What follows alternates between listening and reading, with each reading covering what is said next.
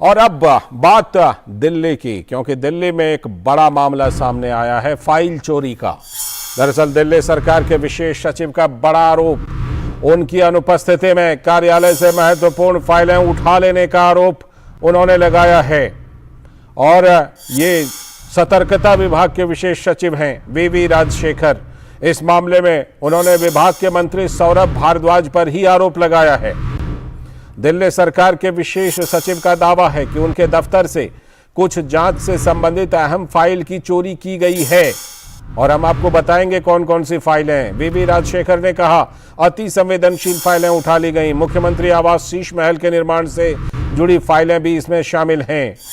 विशेष सचिव सतर्कता वीवी जी राजशेखर ने मुख्य सचिव नरेश कुमार को पत्र लिखकर फाइल चोरी की शिकायत की है। मुख्य सचिव को लिखे पत्र में उन्होंने कहा ऐसा हो सकता है कि गोपनीयता का उल्लंघन हुआ हो और सबूतों के साथ छेड़छाड़ की गई हो।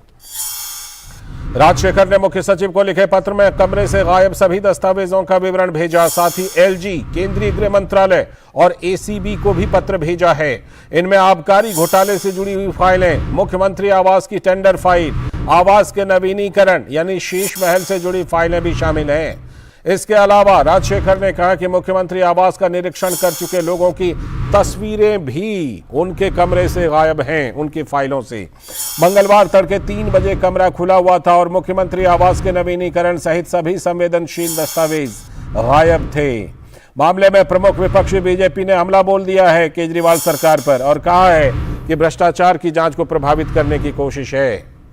इस बीच सुप्रीम कोर्ट ने दिल्ली नगर निगम के 10 मनोनीत सदस्यों के बारे में सवाल पूछा है, तो उपराज्यपाल ने लिखित तौर पर जवाब भी दिया है, दाखिल किया है। एमसीडी के मनोनीत सदस्यों की नियुक्ति और उनके अधिकारों को लेकर सुप्रीम कोर्ट में सुनवाई चल रही है।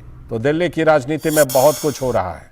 हमारे संवाददाता जुड़ चुके हैं हमारे साथ इन खबरों के साथ। इस पर चर्चा करने के लिए नीरज सिंह आ गए हैं।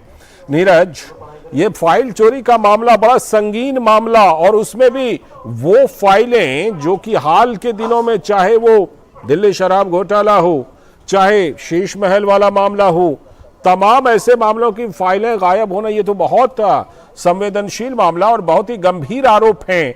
इस पर अभी कुछ प्रतिक्रिया देखने को मिली है क्या? मुख्य सचिव तक जब ये बात पहुंची है तब इसमें आगे क्या होगा? क्या कोई एक्शन होगा?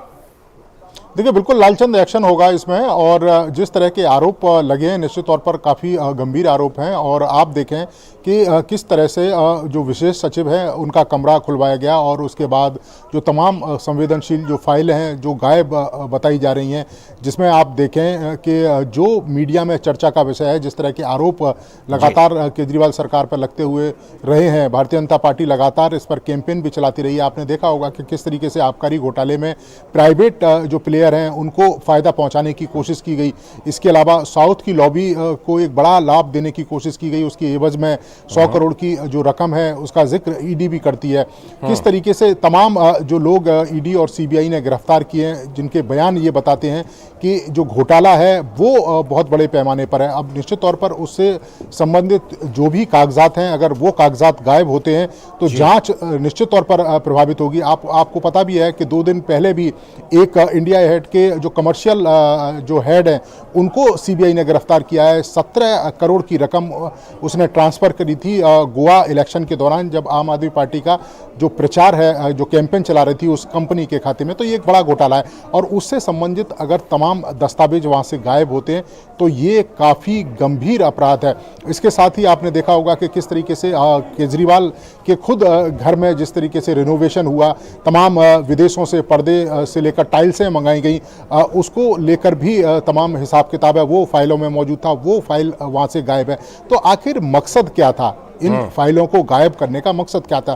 क्योंकि यही 2-3 चीजें थी जिन पर करप्शन के बड़े चार्ज केजरीवाल सरकार पर लगे थे। आप देखें टॉक टू एके जो प्रोग्राम था उसमें बड़े पैमाने पर लोगों को शामिल किया गया था, उनको बड़ी बड़ी सैलरियां दी गई थी, उससे भी रिलेटेड जो फाइल है वो भी गायब है। तो ये बड़े गंभीर अपराध है और निश्चित तौर पर इसमें अब जांच होगी। जिस तरह के आरोप विशेष सचिव लगा रहे हैं, मुख्य सचिव तक ये बात पहुंचेगी और बिना जांच के ये पता नहीं लग पाएगा कि आखिर इसके पीछे किसकी मंशा थी और क्यों इन फाइलों को गायब किया गया। ठीक है, चलिए अब जांच के बाद ही पता चलेगा कि इसके पीछे क्या मंशा है और इसमें क्या जांच को प्रभावित करने की कोशिश है और घोटाले के जो आरोप हैं उससे बचने की कोशिश है। बहुत बहुत शुक्रिया नीरज।